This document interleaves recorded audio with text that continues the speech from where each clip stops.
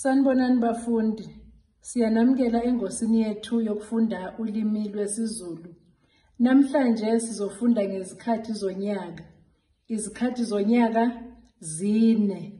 Kuba ihlobo, ikwindla, ubusika, intwasahlobo.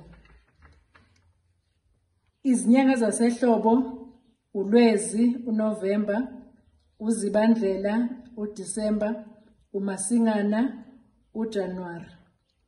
Kuyashisa ehlobo, izulu liyana, utshani nezihlahla kuba luhlaza, kudliwa kanye nezithelo nemifino yasehlobo njengamapentshisi, amabhilikosi kanye nezinye. Bese kuba ikwindla. Izinyanga zasekwindla uNhlolanja, uFebruary, uNdasa, uMarch, uMbasa, uApril. Amacembe ezihlahla abasagolide aqale nokuwa ezihlahleni. Kusuke sekuqala-ke nokubanda ngoba kusuke sekusondelela ubusika.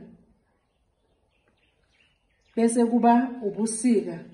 Izinyanga zasebusika uNhlaba, uMeyi, uNhlangulana, uJune, noNtulikazi, uJulayi.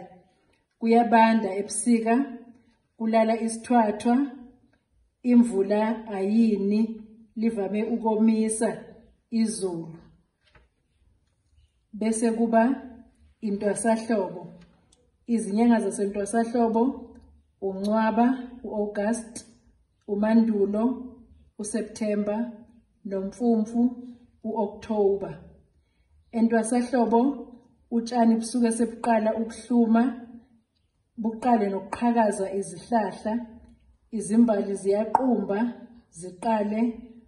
kuqale nokulinywa emasimini.